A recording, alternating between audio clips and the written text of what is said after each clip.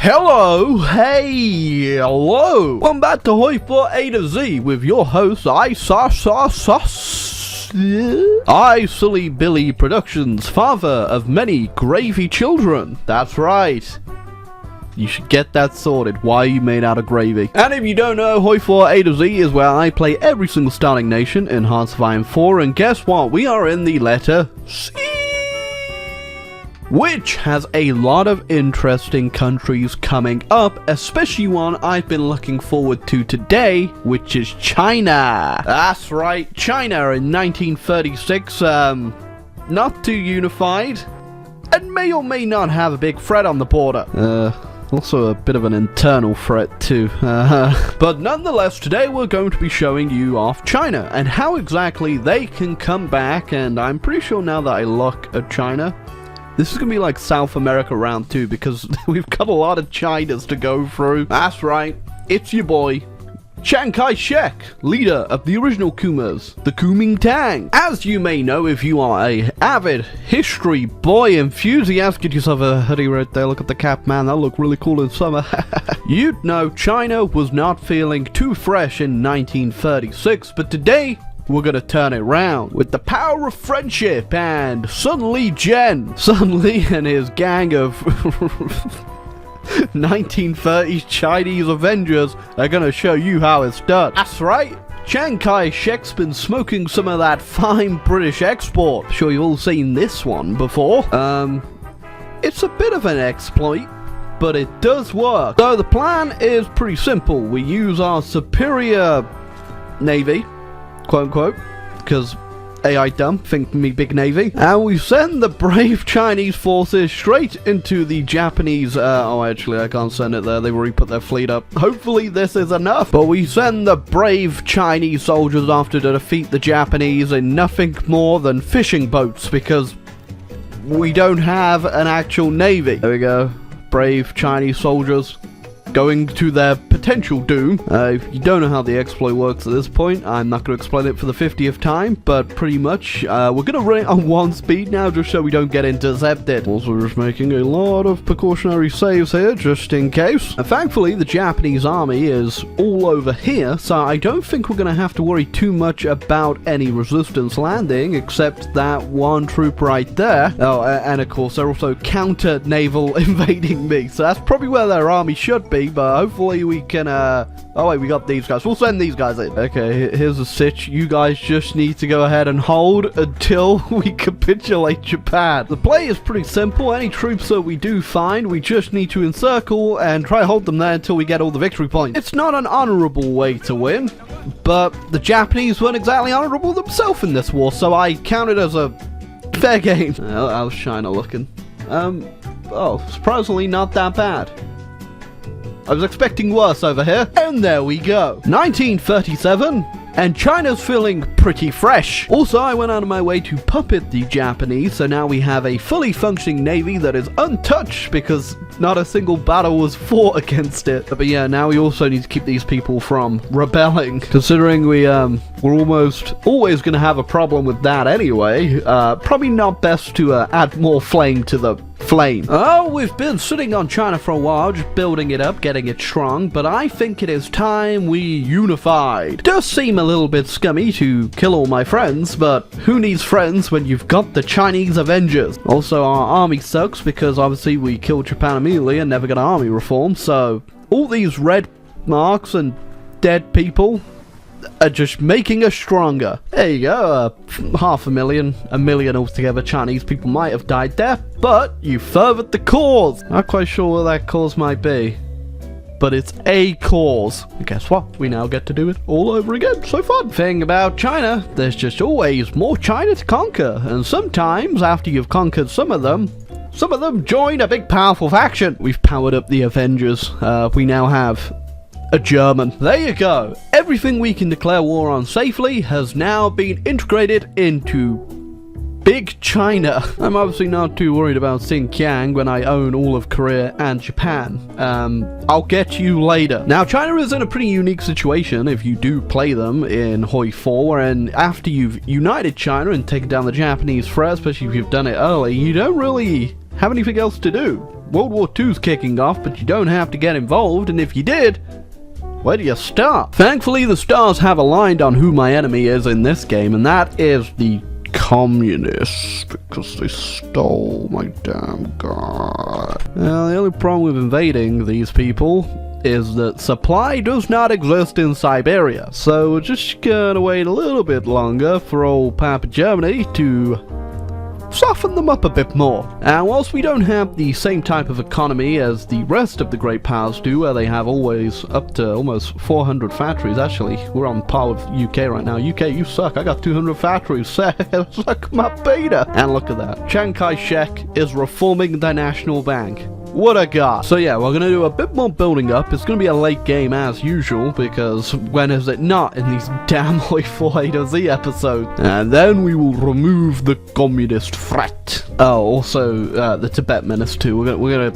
teach them a lesson. How dare you wear a little hat and just chill out in the mountains? No, well, Chiang Kai-shek exists, my friend. Now, I will say the dragon has really awakened yet. We're kind of awoke, but we're still in bed on our phone, and it's been 4 hours. Now, I've been thinking about this. I could go in on the Soviet Union and wipe them out while they're weak, or I could wait for the Germans to do it, and then kill the Germans and get all of Germany too. Also, I'm pretty sure that they won't get Xinjiang and Mongolia in the peace still, so it's called being the big brain mind of Chiang Kai-shek. Oh, there you go, look, it went exactly how I planned. Now little Xinjiang and Mongolia are ripe for the taking. I was gonna take Mongolia too, but I'll put them as a puppet just so we have a bit of a break in the front line that is Siberia, because it's never fun invading Siberia. Oh, no better time to fight a supercharged Germany than the present, am I right? This is gonna be interesting, considering Slovakia's doing nuclear effort. Ah yes, now everybody wants to be China's friend, do they? Germans haven't joined yet, but I am just taking care of this southern Indochina front down here quickly before things get heated up here. Also gone ahead and finally annexed Japan, which means we have a navy. There you go, the war has started properly now, and one of our Chinese Avengers may be looking a little out of place on the front line here. It's alright, you have picked the right side, don't worry. So we're easily making light work of the Germans here, but I have also only spec'd my army for this fear of war. If we actually manage to get past the Urals, that's gonna be a whole different story. So do not judge me, it is not the first time I have forgotten to do my army doctrine. I like how I have a negative bonus with Britain because I generated world tension because I justified on Germany. Really? Really, Churchill? So I'm pretty sure the Germans won't be able to ever really get better supply over here, as I'm not sure the AI actually builds new infrastructure or not, or if they do, I don't think they'll be doing it over here in Central Asia. So I don't need to worry about the fact they are endlessly attacking over here, but if I keep like a little skeleton force to defend it, they will endlessly be attacking it and de-organ themselves, de-manpowering themselves, and really just killing themselves. That's right. The Chinese and Australians working together to beat up the French in Indochina. It's been a bit of a rough 4 years, but it's nice to see the Allies finally woke up. Yeah, I don't think anyone's gonna be traversing the Black Sea anytime soon. Good news, everyone. I found Voldemort's Lithuanian cousin. It's Augustinus Voldemaras. No fear, guys. I've called Nepal into the war. For some reason, they joined my fact. It's just so fun, late game, when you're just up against the death stacks in the no supply zones. Someone's trying to resuscitate Yugoslavia there. What is going on there? Who is making this breakthrough here? Okay. Look how happy he is, he's back alive. Probably only to be overthrown by the communists soon after though. Sorry, Peter. It looks like most of the Axis troops are kind of on this line down here though, because there is nothing up here anymore, other than in Romania. Oh, and of course, the Middle East. Hey, is Roosevelt dead yet? Oh. F. Oh, this is why you don't put children in control of your country, because a lot of this don't make no sense. A little bit late, but finally got some tanks out. Sorry, Augustinus, you must perish. I just want to say, this is a big China. I hate looking at late game AI divisions. That is just Even the lowest number, it just makes my PC set on fire a bit more. There you go, here's Mexico, casual 65 to 167. Brazil, oh, not actually that bad down here, not bad at all. What about Spain? Spain almost got 74 divisions. You know, Italy with a casual 200 divisions. Last time I actually checked, it was up to 400, so they've been taking some pretty hard losses. Italy also has owned these parts down here for so long, the British colonies. They've set up collaboration governments. It's been that long. It's 1950. Does this mean I could take them the peace still? I might have player-led peace conferences on. I can't remember if I took that off or not. Don't worry, guys. Give me 500 years to traverse the Silk Road and I'll be on my way. I don't know how exactly you're decrypting my ciphers, considering they're all in Chinese, and you don't really look like you're in the position to be doing much deciphering with your capital encircled. I just realized why I've had my little spy here for a while. How did you not notice he's a spy? He's probably one of very few Chinese people in Berlin. Oh, there you go. Germany has capitulated, and they actually capitulated to me, so I now own Berlin. Oh my god, they had a nuclear reactor here? Oh, well, we're that late, are we? God, the tanks have almost arrived to a battlefield, and they're taking so much attrition. Oh, well, how are you back already? And how did you manage to get in between everyone? I'm not even mad. I'm actually quite impressed how they've managed to do this. There you go, look, the tanks have finally made it to the battlefield. The only general I had left was Joseph Stilwell, so he's already ill, he's sick. God damn it! I don't think China was meant to have a tank brigade. Oh my god, the tables are really turning here, because Germany's just retaking all of Germany. Vichy France is pushing them out.